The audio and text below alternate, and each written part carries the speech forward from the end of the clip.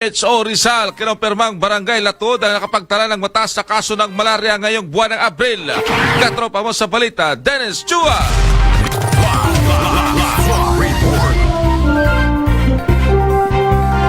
Kinumpirma ng Municipal Office Rizal ng Barangay Latud sa nasabing bayan ang nakapagtala sa ngayon ng mataas na kaso ng malaria. Ayon sa MSO, pumalo na sa 7 ang kumpirmadong kasong naitala ng Barangay Latud ngayong buwan ng Abril, habang ang Barangay Puntabaha ay mayroong 4 na naitala at mayroong 3 under observation pa. Sumunod rito ang Barangay Kampong Ulay na mayroong 3 at isa naman ang Barangay Taburi.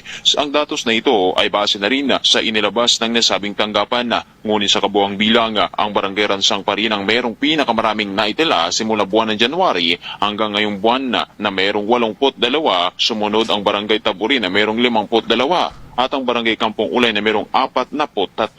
Ang malaria umano ay isang seryosong sakit na suliranin ng MSO dahil ito ang sanhi na pag-asawi ng mag-iilan sa mga tao na hindi sumailalim sa programa ng nasabing tanggapan.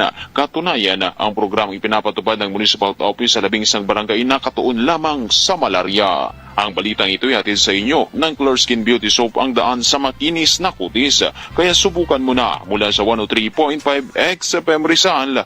Dennis Chua, XFM.